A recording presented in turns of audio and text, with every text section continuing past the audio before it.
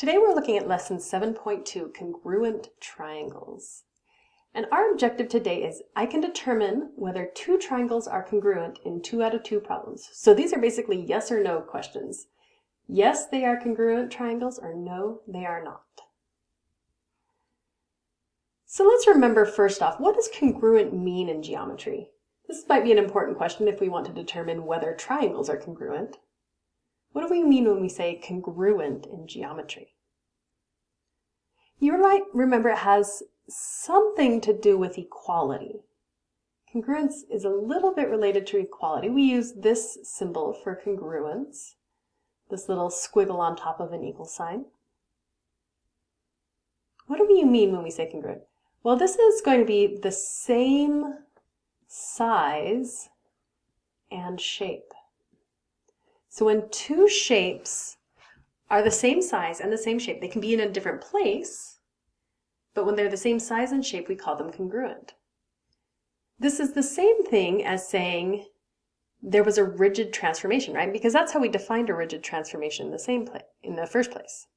We said once you moved that shape, it remained the same size and shape. So we could say this is the result of a rigid transformation. And if you'll recall, we said those were translations, reflections, and rotations.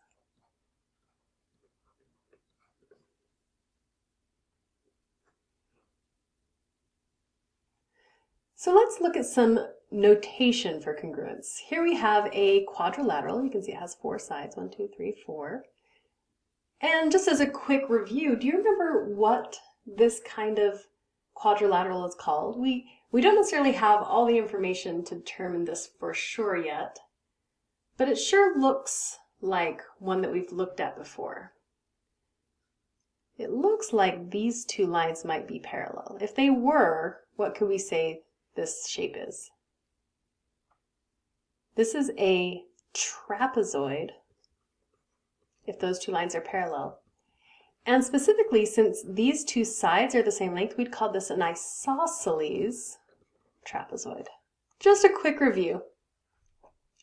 But on congruence notation, we are asking here which parts are congruent. So if we look at this shape, we can see there are all kinds of markings on it. We can see there's 1 tick here, there are 2 ticks and 2 ticks on each of those sides, and there are 3 ticks here. What this is telling us is that these ones that match are pairs, and those are congruent sides. So that's what we've written over here. This line segment from A to D, that's how we write line segment, A to D, is congruent to line segment BC. These other sides have different numbers of tick marks, so we would say they are not necessarily congruent. They are not marked congruent. Now notice that we also have our angles marked. So we have a couple of different ways of marking angles. These ones have tick marks. You can see each of these has 1 tick mark. So we'd say angle C and angle D are congruent to each other. Angle C is congruent to angle D, is how we'd write that. Now another notation we have is arcs. Instead of having tick marks, these ones have 2 arcs. And the 2 arcs match, they pair together, so we'd say angle A is congruent to angle B. Now the fact that we used arcs or tick marks, that doesn't really mean anything, that's just whatever we chose to mark it. Just know that there are those 2 different notations that you might see. Now another note here on notation, we can just say angle C and angle D, angle A and angle B, because there are no other lines. There's no other angle B to be confused with. There's no other angle D here. But if we had another line, say one going like this, and we had point E over here, now if we refer to angle D, it's confusing, right? Because we don't know which angle that might be. It could be this one that's marked. It could be this one over here. That could also be angle D. Or it could be this full one as well. Any of those could be angle D.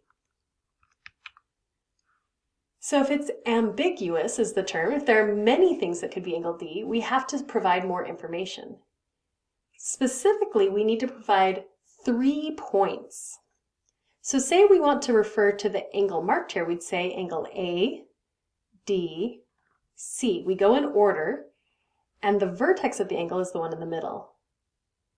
So another way to write angle D here would be angle A, D, C. Similarly, another way to write angle C would be B, C, D. So we'd say those are congruent, because we already said that. We said those two angles are congruent by those markings. And just note that this middle point here is our vertex. That's where the angle meets and is calculated. So those are all the parts that are indicated congruent in this shape. These two sides, this pair of angles, and this pair of angles. Now, a quick reminder also how congruency relates to equality.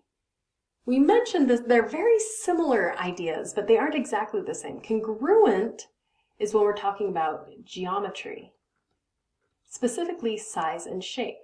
We're saying two objects are the same size and shape. When we're talking about equality, those are numbers. So if we wanted to talk about like the length of AD and the length of BC, we could write it this way. The length of AD equals the length of BC. Notice we leave those lines off and now it's referring to the length instead of to the actual line. Or if we wanted to say the measure of angle D is equal to the measure of angle C, we could write it this way. Measure of angle D is equal to the measure of angle C. Now we're referring to the numbers that we measured those at rather than the actual angle, the actual shape of the angle, which is what congruence would refer to. So equal and congruent are very similar ideas. They even have very similar symbols. One just has a little squiggly. But they aren't exactly the same idea. Now that was just showing congruence on a single shape, but we can actually also show congruence between shapes. Notice we have a single tick here and here. They're on different triangles, but they still refer to the same congruency. So those are paired sides. We have some angles marked as well. So which parts are congruent in these triangles? Can you spot them? We just said the sides are congruent. And one way that might be helpful to look at these is to actually highlight them in different colors. We can say this side, we're going to call the yellow side. So we can say line segment AC is congruent to line segment FE.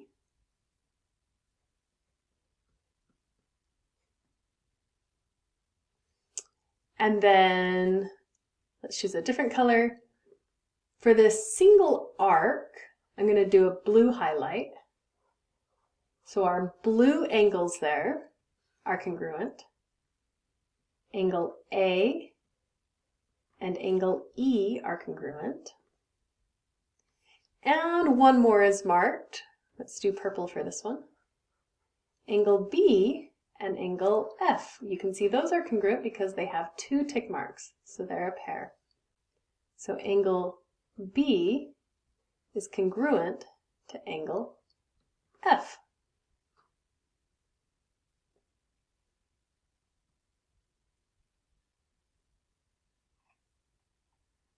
All right, so we also have this idea. And this idea basically just comes directly from the definition of congruence, and that is corresponding parts of congruent triangles are congruent, and that's abbreviated Cpctc. And it's actually true for any shape. If you just think about congruence, it means the same size and shape, right? Which means all the corresponding parts are going to be the same length. That's what we mean by congruent. So if we look at this triangle example down here, it says if ABD and CBD are congruent. Now we need to look at the order. We need to pay attention to the order.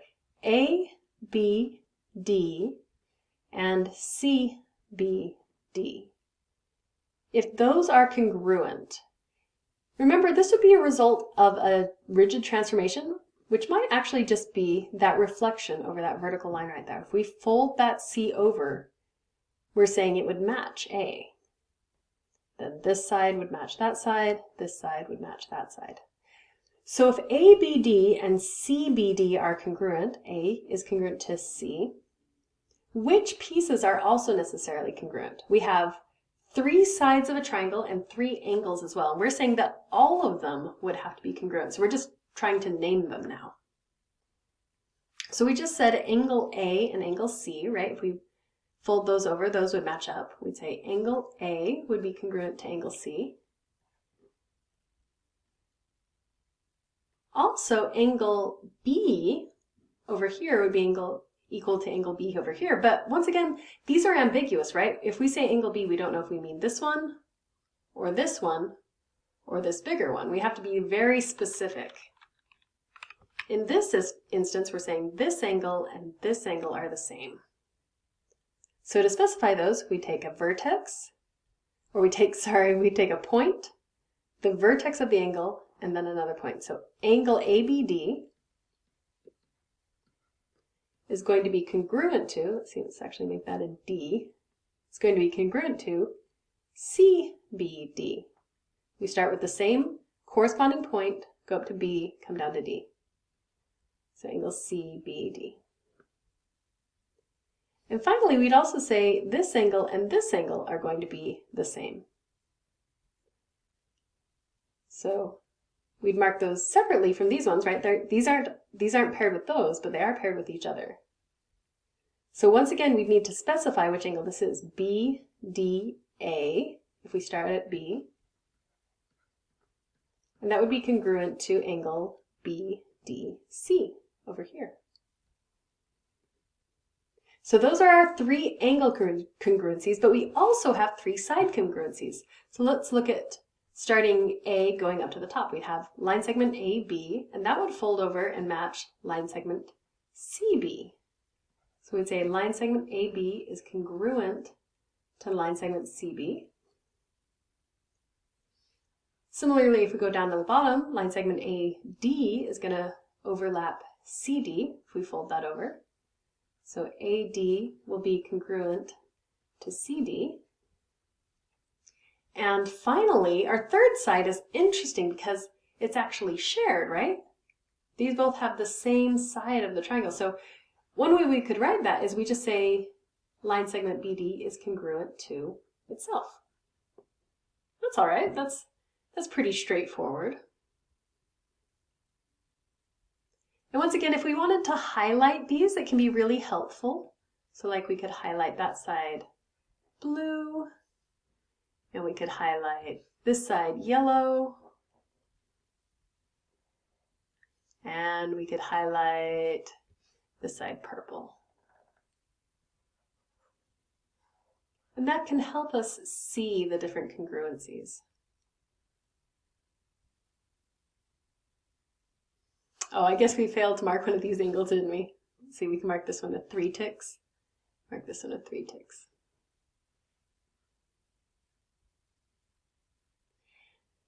So it's interesting that we have an overlapping side here. There's actually a fancy word for that, and that is coincident.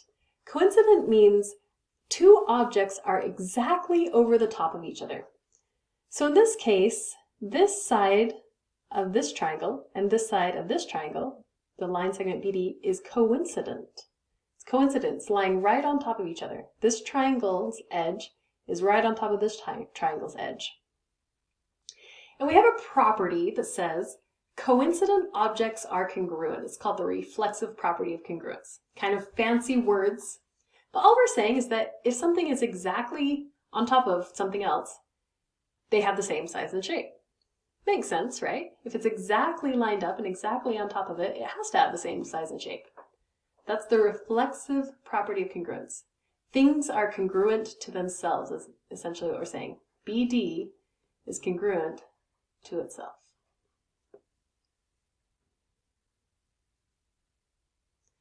So here's the question of the hour, though. we said that if two triangles are congruent, we can tell you that three pairs of sides are congruent and three pairs of angles are congruent. But going the other way, if we have pairs of angles that are congruent, pairs of sides, do we need to know all six? Do we need to know all three pairs of sides and all three pairs of angles are congruent? Or can we leave some of them out? What do you think? Do you think if we only knew like two sides, for instance, we could tell that all the rest were the same? Or maybe if we knew three sides, all the rest were the same? Well, it takes some playing around with triangles to come up with some ideas, some hypotheses about what we're going to need. But it turns out if you play with the sides and angles of triangles, generally you need three things. They can be angles, they can be sides, but generally you need three of them. However, sometimes they don't work. So we're going to try a few different combinations to see whether or not they work. See here we have side, side, side. If we have three congruent sides, we're going to see if that one works. We have angle, angle, angle, three congruent angles. We have side, angle, side. Now the order here matters. These are adjacent, so they go right in order. So this is a side, then an angle, then a side.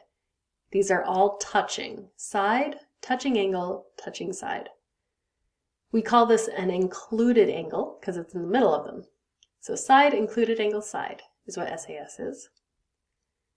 SSA, on the other hand, means the angle is not between them. It's not included. So once again, we're going adjacent, side, touching angle. So this is side, side, not included angle. And the last one we're going to test today is angle, side, angle. So this is angle, included side, angle. Angle, touching side, touching angle. So this is the side that's between these two angles. And we're going to use Geogebra to examine these and see what we think.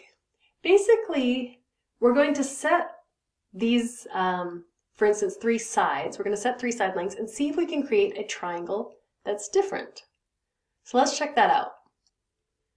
So the first one we're going to try today is SSS, side, side, side, three congruent sides. And by the way, I'm putting these links in the class so you can open up these links, play around with them yourself to prove it to yourself. But you can scroll down here and see we've set a triangle. Here's a particular triangle. It has these side lengths, these angles. And over here, we have the same side length. So side length 8 matches that one, side length 6 matches that one, side length 5 matches that one. All three side lengths are fixed. And all we can change now is the angles of these other sides. We can change the angles. And our question is, can we create a different triangle than this one? If we can, this is not a congruence property. But if this is the only triangle we can create, then this must be congruent. This must guarantee congruence. So let's see. I see this little arc here that traces where C can go. So I'm pretty sure that's going to have to line up with this one. And kind of open it out there. Let's see, right about, they match right, oh, can I pick up that one? There we go. They match right about there. All right, so that's side 8, 6, and 5, 8, 6, and 5. And then 37, 51, and 92. 37, 51, and 90. Okay, so that's the same triangle. We didn't make a different one. Is there any other way we can move these around to get a different triangle? Let's see, well, we could maybe swing it around this way. Move that just a little bit. Looks like those match there. Now these are kind of going around, they did our exterior angles instead of our interior angles. So if we subtracted these from 360, we should get our interior. So 360 minus 323, that is 37. 37, which matches that one. 360 minus 268. Let's see, I think that's going to be 92. Oh, that matches right there.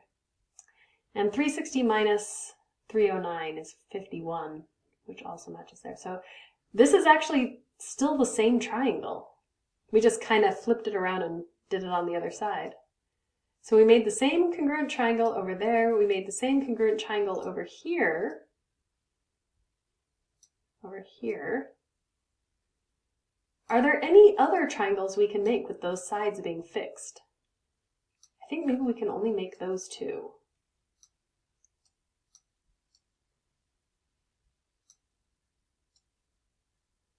So this seems like a valid congruence criteria. If these three sides are congruent, there's no way we can create a triangle that isn't congruent.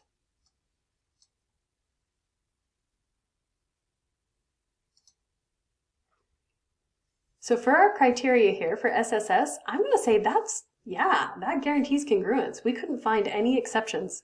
We couldn't make any cases where there was a different triangle, but the sides were all the same. All right, let's try AAA now, three congruent angles. All right, so AAA, we have a triangle set over here, these particular side lengths and angles. And we have the same triangle over here that we can now change the angles. So if we pick up C, this vertex C, we should be able to drag it. And you can see all the angles stay the same. Those angles match. I can spin it around if I want. The angles still match. But look at this. We said a rigid transformation, right? We said it had to be the same size and shape. Well, it looks like it's the same shape. The shape of the triangle isn't changing that much, but the size is changing drastically, right? We can make it way bigger, we can make it way smaller.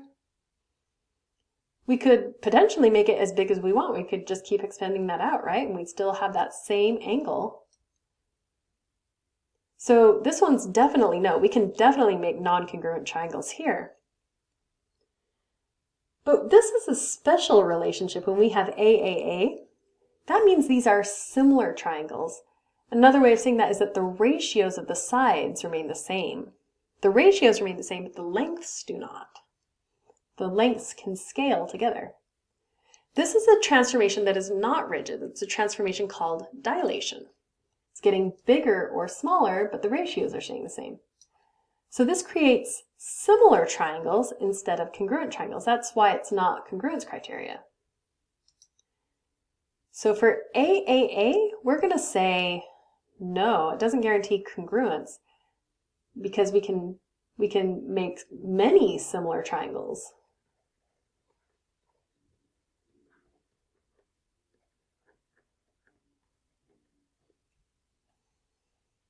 All right, let's try our next one. SAS, side, included angle, side.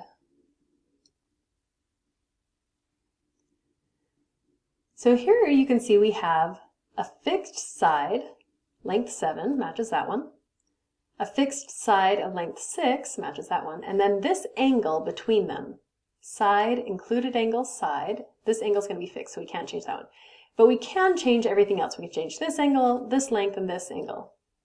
We're going to see if we can make more than one triangle, or if we're guaranteed to get this one. So, well, I can definitely drag it over and match it there. We get 10 and 10. Those triangles seem to match. There we go. 46 degrees, 97 degrees, 37 degrees. Are there any other triangles I can make just moving this leg around? I mean, unless I could just move these somehow, I can't. Those ones are fixed.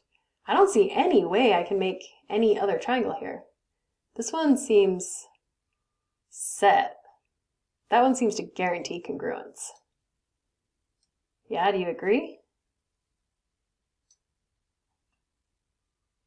All right, so SAS, we're going to say yes. That one guarantees congruence. We couldn't make any other triangles. So let's move on to the next one, SSA. And go ahead and click on the link for this one in the class. I'd like you to try this one before watching the video on it. Just see if you can make more than one triangle here. See if you can make a triangle that doesn't match the one that's given, SSA. Then come back to the video and see what I get. All right, let's look at SSA. So once again, we have a fixed side, we have a fixed side, and now we have a fixed non-included angle. So fixed at 8, fixed at 11, and this angle has to be 33 degrees. So now we can change this angle, but not this length. This angle can swivel around. And you can see it's tracing this arc here, where it goes around in the circle.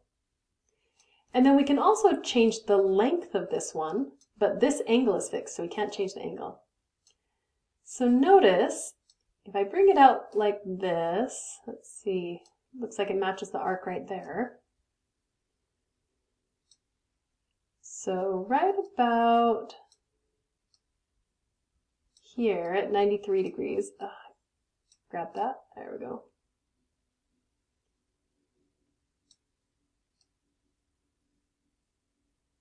Right about there at 93 degrees, we get the same triangle. These are the same triangle. But you may have noticed there's a place where they intersect over here too. Watch this. If I bring this back over here and we swing A prime over there, look at that. That is definitely a triangle, but those don't match at all. Side length 5 and side length 14 definitely do not match. So this one is ambiguous because two different triangles could have the same side, not included angle. Look at this. Side, not included angle, 8, 11, 33. And then we have side, not included angle, 8, 11, 33. Same criteria, but two totally different triangles. Side 5 and side 14 are totally different. So this one does not guarantee congruence because it's ambiguous. There are two options. So we're going to say no on this one. So it could be two different triangles.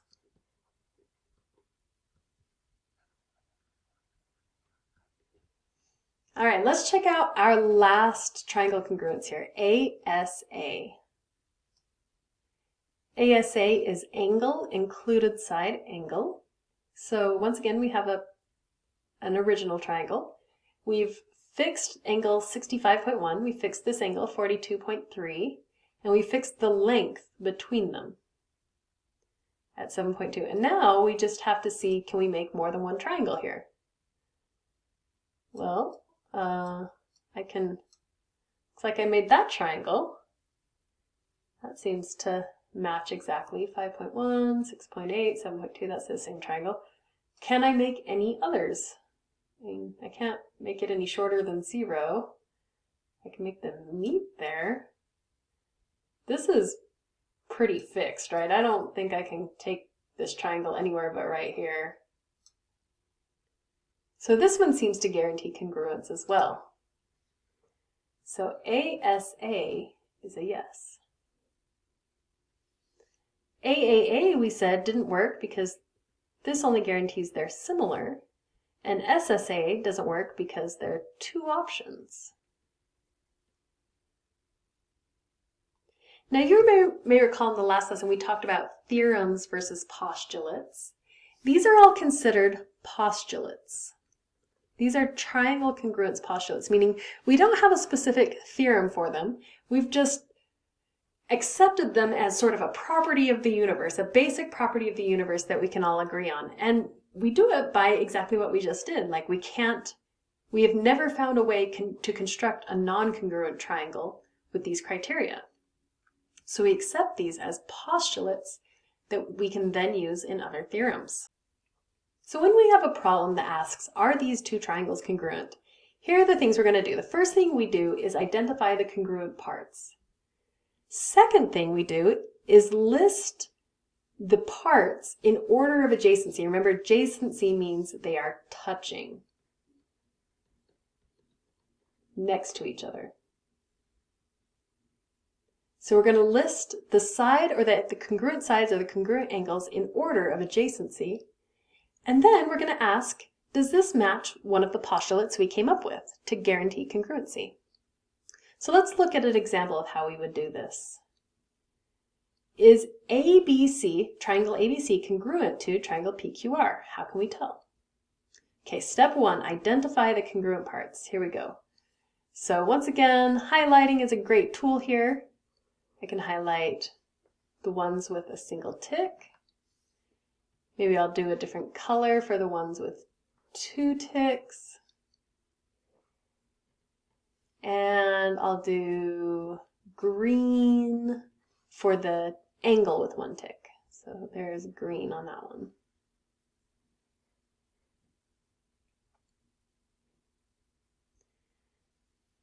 Okay, so we're asking, is ABC congruent to PQR? So ABC, so we go like green, yellow, blank, blue. PQR would be green, yellow, blank, blue. Okay, so those are in the right orientation, right order. And now we're going to list the congruent parts. Okay, so we said yellow, which is line segment AB, is congruent to the other yellow, line segment PQ. Then we have an angle, so angle A is congruent to angle P.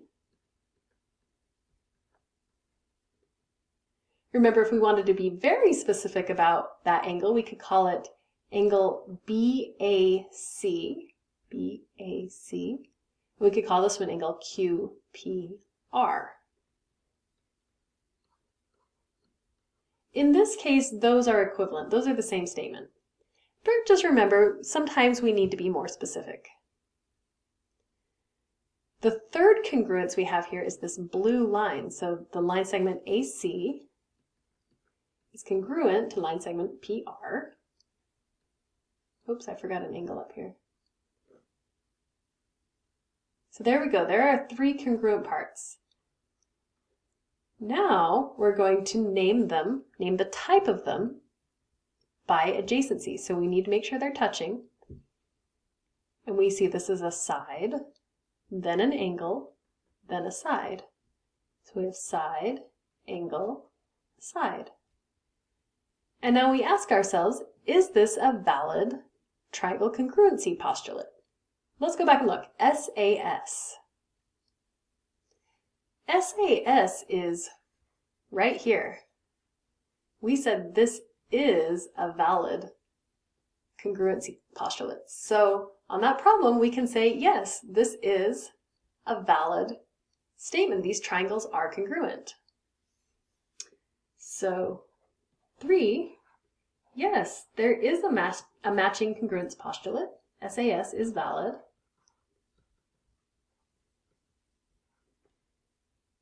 And so we can guarantee these are congruent triangles. So that's just an example of how we would use the congruent triangle postulates to demonstrate that 2 triangles are congruent. We'll have more practice on this on the assignment and the quiz. So that wraps up today's objective. I can determine whether 2 triangles are congruent in 2 out of 2 problems.